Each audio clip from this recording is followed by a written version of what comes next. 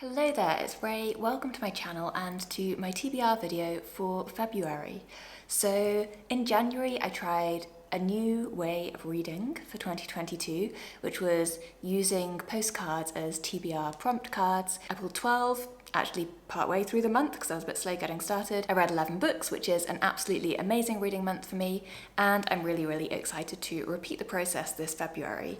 I feel like I have a clearer idea of exactly how I want to use these cards now. So when I started off in January, I had the rough idea, which I thought up and was excited about, but the specifics of how it was going to work month on month, I hadn't quite figured out. Now I have a clearer idea of what I want to do. So I still have 3 cards left over from January because, like I mentioned, I didn't actually pull the cards till partway through the month, so I'd already read some books before I started off with the cards. The ones which I've got left are a spiritual read, a booktube friend pick, which actually falls perfectly for this month. It doesn't really matter that I didn't get to reading this before because I'm planning to read Jane Eyre by Charlotte Brontë, or reread this for the Brontëlong, which Milena, Sarah and Mary are running throughout the month, well, throughout the year, but Jane Eyre is their read for February. I will link all of their channels down below. So excited to participate in that and super excited to do a reread of Jane Eyre this month. And then the last one, which I didn't get around to reading last month, was a children's YA book. For this I had The Tombs of Atuan. I do actually have the book to show you. This is a big one, but a lovely one. This is not the whole book, this is like a collection of stories by Ursula Guin, the Earthsea cycle or series, and The Tombs of Atuan is the second book in the Earthsea series. I have actually started this, so this is kind of the one which I'm working on reading at the moment. It's a really good read so far. It's kind of exploring the concept of religion within this fantasy world, so it is a children's book, but I think Le Guin's writing is very much the kind of children's writing that works for all ages, and I think it's looking at some of the morality around religions and how religions change and dominate and influence people's lives. Yeah, I'm just a few chapters in, but really enjoying it so far. Really nicely written and really fascinating topic. I'm very intrigued to see where it's going to go. I really have no idea yet where she's going with the plot. I think she's a more ideas heavy than plot heavy writer, so yeah, I'm really intrigued to see where this goes. Those are my ones left over from last month. So what I've decided to do is to pull enough books each month to get my overall TBR up to 12 books. I think that gives me a really nice range to pick from. I'm unlikely to read more than 12 books. If I do, then, well, hey, I'll pull another card and give myself a pat on the back. But 12 books gives me a really nice range of books to pick from without feeling absolutely ridiculously overwhelming. Like if I just pull an extra 12 books every month and keep the ones from the month before, I'm going to end up with this ridiculous pile that makes me feel like I'm failing. I realised that there's no reason why I need to get through all of my cards by the end of the year. I will just get through them in as long as it takes for me to get through them. But it's nice to have 12 books which I've kind of deliberately and specifically chosen each month to be going from. So that is my plan for how I'm going to use the cards moving forwards. Without further ado, let's pull the 9 next cards ready for February's reading.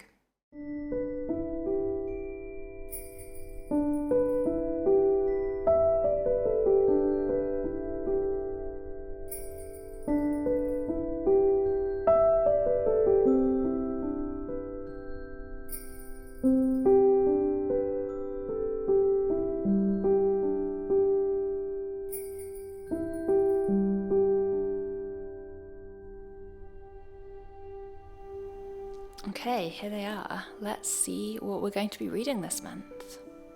Underneath a we have a biography. The human body hides a Booker Prize backlist.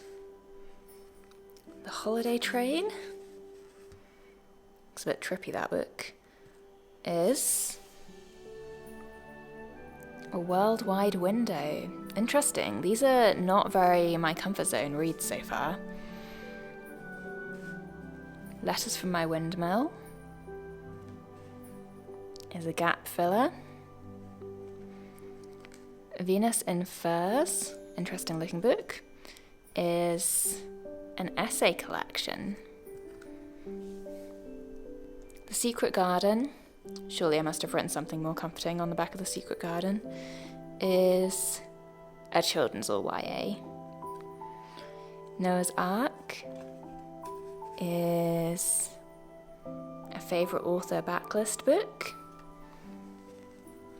The Day the Ceiling Fell Down is a modern classic. And lastly, Fantastic Mr. Fox is a comfort read. Okay, interesting. So when I pulled the books in January, I remember really clearly that just for each prompt there was pretty much immediately a related book that I wanted to read that came up for it, whereas I definitely feel like this month I pulled more things that I had to think a lot harder about, and for the first time possibly ever, I actually had to go on my Goodreads and scroll through all the books that I've put in my want to read list in order to find some books for each of the different categories, which is brilliant because I saw so many books on there. Literally every week I probably had about 10 more books, if not more, just from watching booktube videos and hearing about books that I want to read. And then I never look at it ever again. I just put it there to make myself feel better that I've kind of stored the book somewhere. And because I have always just mood read before, I then pick up something which is kind of around me or something which I've just heard suggested the other day, and I'm a bit less deliberate with my reading, which was the whole purpose of these TBR cards. So it was really nice to go onto that list and actually find some things which matched these more specific prompts. The first one of which was this card, a biography. I only put one biography card into the whole year. Biography is not a genre I'm that bothered about reading, and I know when I wrote this card, I know the biography that I thought I was going to pick for it, and that is the biography of Alexander Hamilton, which I purchased as an audiobook around the time that everybody was obsessed with Hamilton, and I think it was on the Daily Deal. This was like back in the day when the Daily Deal was one of the cheaper ways you could get books on Audible. Now, obviously with the Audible library, which I use a lot, there's so many really good books you can get for free that I don't even look at what the Daily Deal is. So I remember purchasing it and just thinking like, oh, I'll probably want to read that sometime. And the truth is that I don't really fancy it. It's like 40 hours long and I'm not that interested in Alexander Hamilton. So I decided not to read that. Then I was thinking that as it's the Brontëlong, I might want to read some form of biography of the Brontes, particularly the Juliet Barker one, which I think is the most famous, kind of most thorough biography of the Brontes, the one which is deemed to be kind of academically the best. But I didn't really fancy that either. Like, I feel like I already have a reasonable grasp on the biography of the Brontes, and much as I love and find fascinating the lives of the Brontes, my passion is really about their actual work, their writing, more so than it is about finding out the details of their lives specifically. This was the point at which I went on my Goodreads and scrolled through to see if I could find anything else that would fit the biography prompt that I actually really genuinely was excited to read. And I found it. I found one that I remember when I put it on the list, I was so excited to read it. And now the opportunity has come up. Thanks to my TBR cards, I've been reminded that I put it on the list and I can actually read it. And this is Testament of Friendship by Vera Brittain. So Vera Brittain wrote Testament of Youth, which is a really famous memoir, I guess, about her experience of the First World War. Testament of Friendship is Vera Brittain's biography of Winifred Holtby, who wrote South Riding, which is a book that I read and really enjoyed last year. I think I gave it 5 stars. It's a kind of Middlemarch-esque book about a Yorkshire town in the interwar periods. Fictional and just like phenomenally well written, really fascinating, would highly recommend. It made me very interested in Winifred Holtby, and I'm particularly interested in this biography because it's her biography of her best friend. So these 2 writers were best friends. I think they lived together for many years, and Winifred Holtby died quite young as well. Poor Vera Brittain, she had a ridiculous amount of sorrow in her life. But I think the reason I often struggle with biographies is because they are so academic and dry and like purposefully removed from the figure that they're writing about. And I definitely feel with my nonfiction, like the more my nonfiction reads as fiction, the more I enjoy it. So I'm hoping that with this biography, because there is kind of unashamedly a personal connection there that is probably going to form part of the story. I think it's almost as much a biography of their friendship as it is a pure biography of Winifred Holtby. I think that will be really, really fascinating. This is one I don't own. I will need to buy it on Kindle, but I'm happy to do that. I think I will really enjoy it. The next book which I pulled was a Booker Prize backlist. This was based on my reasoning that I've generally really enjoyed all of the Booker Prize winners that I've read, and so would like to work through the backlist a bit more.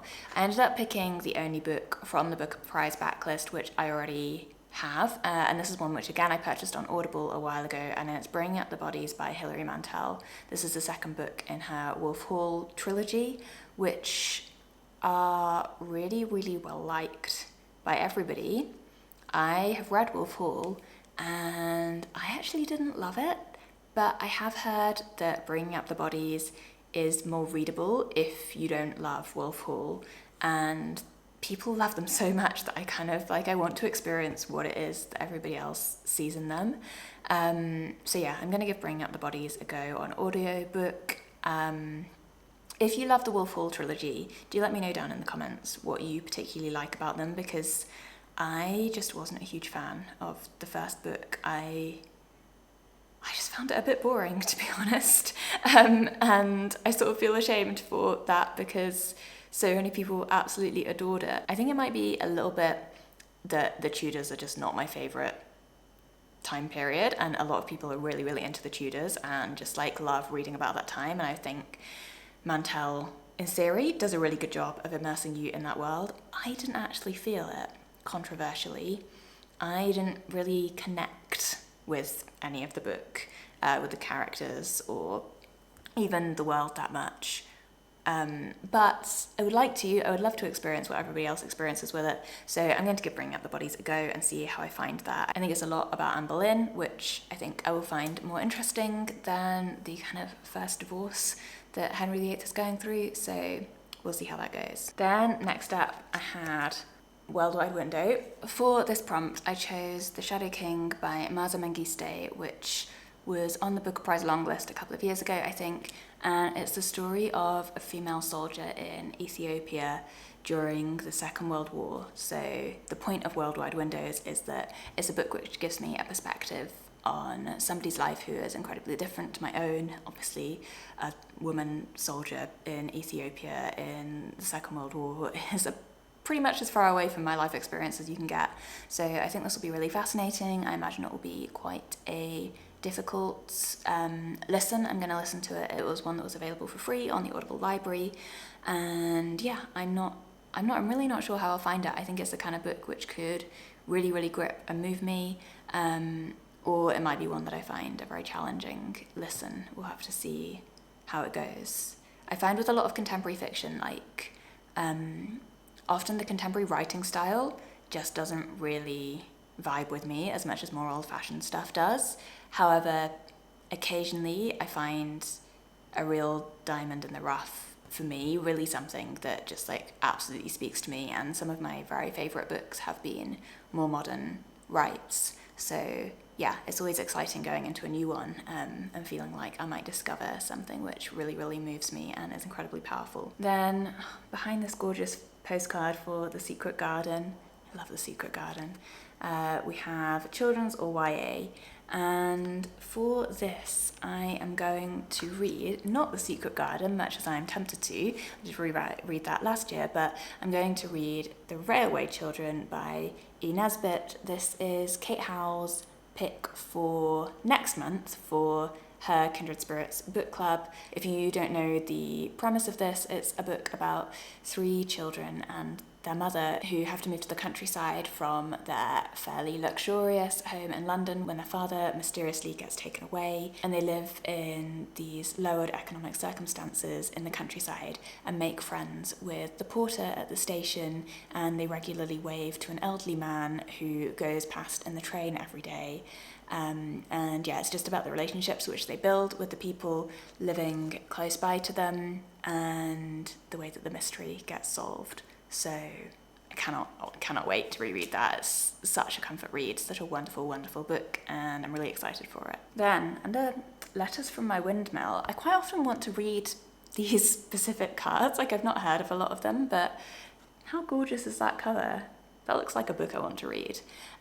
This one is a gap filler, so a book which I feel like I ought to have read and haven't yet read. I read Brave New World for a gap filler last month, and it kind of made me realise that the gap filler is not a prompt that fills me with joy, because it involves reading a book which I feel like I ought to have already read, but for a reason, that being that I'm probably not that fussed about reading it, I haven't yet read it. The book that I'm going to read this month for that is another one that I found I can get free on the Audible library, and that is Treasure Island by Robert Louis Stevenson. I don't think pirate books are really going to be my thing. I love the last chapter of Peter Pan, but the whole rest of it, when I read it, which I did read it as an adult, I wasn't that bothered about. I definitely am much more of a domestic life kind of children's classics than the sort of fantasy fighting based children's classics books.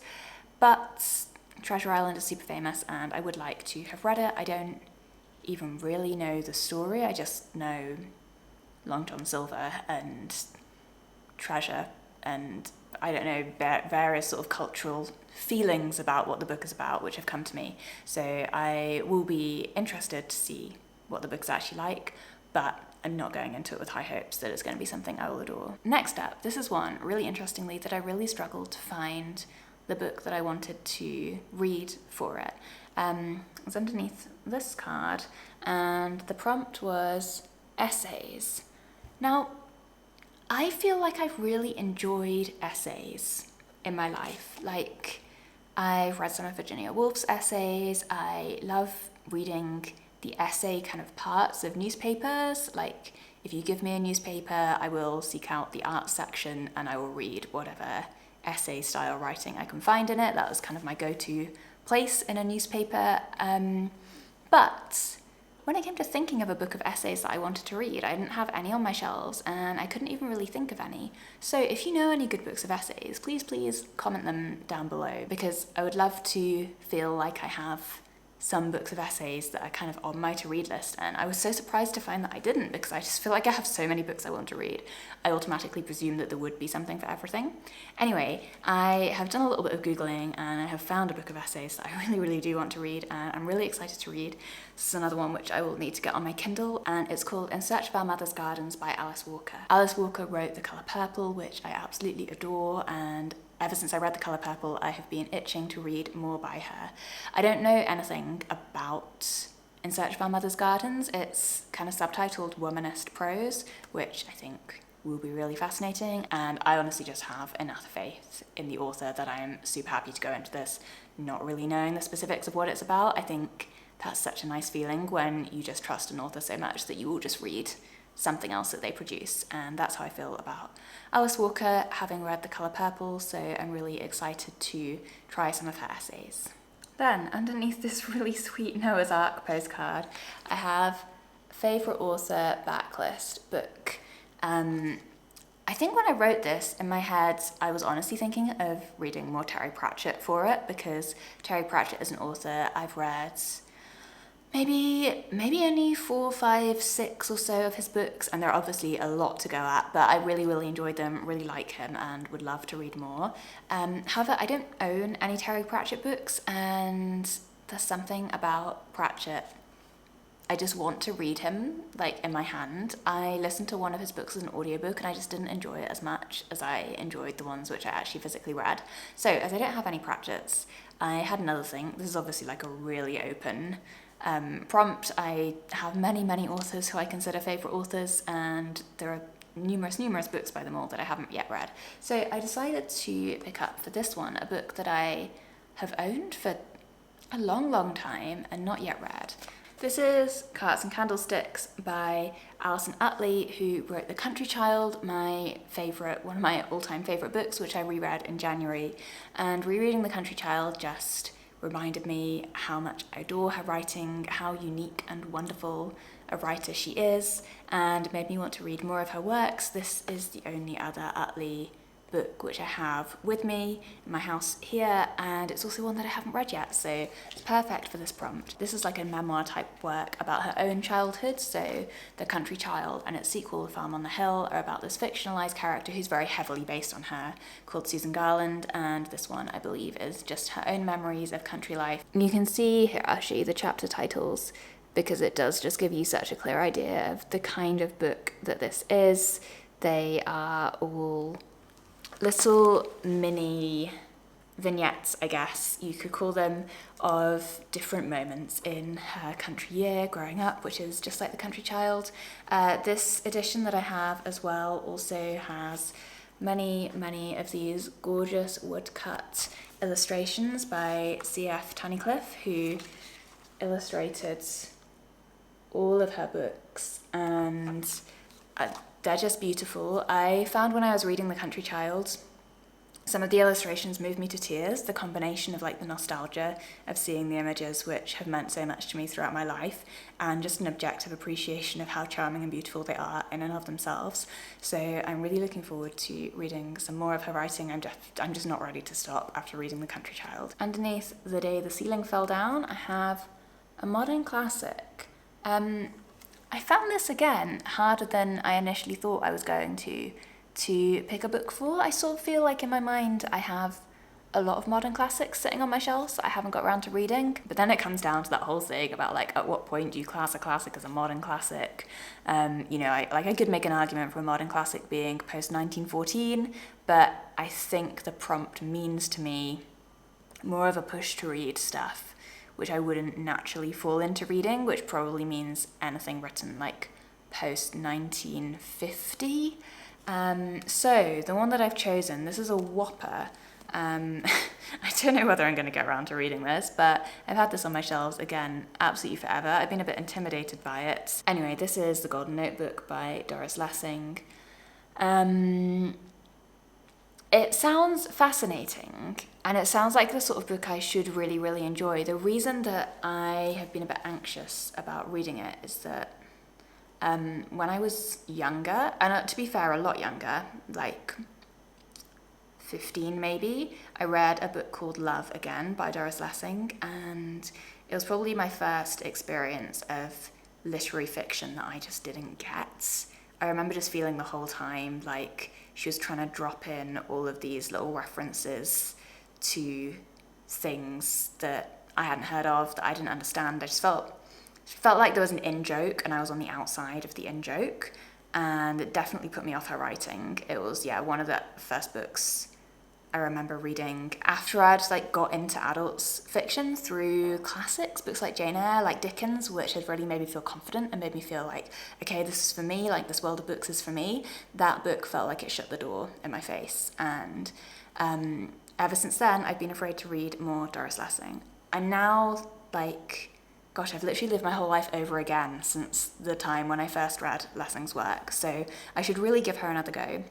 And this book sounds fascinating. It's about a single mother in the 60s who is trying to keep her life in order, basically, and in order to do this, she writes different parts of her life in different notebooks. So she has like 4 different coloured notebooks. One of them is for political parts of her life, one is for like, I don't know, writing, one is for personal things, and then she has a 5th notebook, the Golden Notebook, in which she attempts to tie together all the different threads of her life. So this book is split into 5 parts, each one being a different notebook, and it's supposed to be a really fantastic portrait of the kind of holistic life of a woman in the 1960s.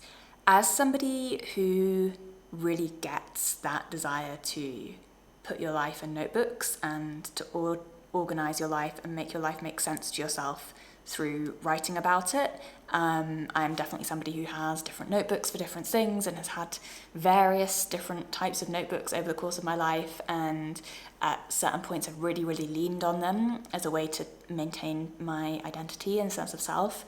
I think this sounds absolutely fascinating, so I'm really, really hoping that either this is just a bit more accessible, or the reason that I struggled so much with Love Again was just that I was too young for it, and now that I'm older and a bit more life experienced, I will be able to access Lessing's work better. The last book under, again, such a lovely postcard, this gorgeous edition of Fantastic Mr. Fox, is Hurrah, a comfort read, which I think I'll definitely need after a couple of the books which are on my TBR for this month, if I do get around to reading them. And for the comfort read, I'm planning to read or listen to the next P.G. Wodehouse on my Audible P.G. Wodehouse list. This is called The Code of the Woosters, and I've started it. It's a novel type story about basically Bertie gets himself into a situation where he's supposed to steal a cream jug. Yeah, that's the basis of the whole plot, and various scrapes and difficulties happen surrounding this like really ugly cow-shaped cream jug. I am just loving at the moment having a P.G. Wodehouse every month as part of my reading diet. Again, I feel like the cards are probably a helpful way of stopping me from just listening to Wodehouse after Wodehouse after Wodehouse, but I did miss him for a lot of January because I wasn't listening to one in the background, and I'm glad to pick up another one this month because I'm really, really enjoying Wodehouse's writing at the moment. So that is my TBR for January. What have we got? Even just in the physical books, to be honest, that's what happens when you pick 12 books. It's kind of like, it's a lot. It's a lot of big things, and a lot of audiobooks and a couple of things on Kindle. So we'll see how it goes. Obviously, I probably won't read everything, but that's kind of the nice thing about the month. I can mood read within the range that I've selected. I'm really excited for all of those though, and I'm hoping that like January, now that I have a kind of list of books that I want to read, it just makes me so much more excited about my reading that I tend to get through things faster. Or that was definitely the case in January. I was just so eager to listen to and read everything on my list that I kind of made more time for reading than I would do normally. So yeah, let me know what you're planning to read in February down in the comments. I would love to hear. Thank you ever so much for watching. Do give this video a like if you enjoyed it, and subscribe to my channel if you haven't done so already. And I will see you very soon in the next video. Bye bye.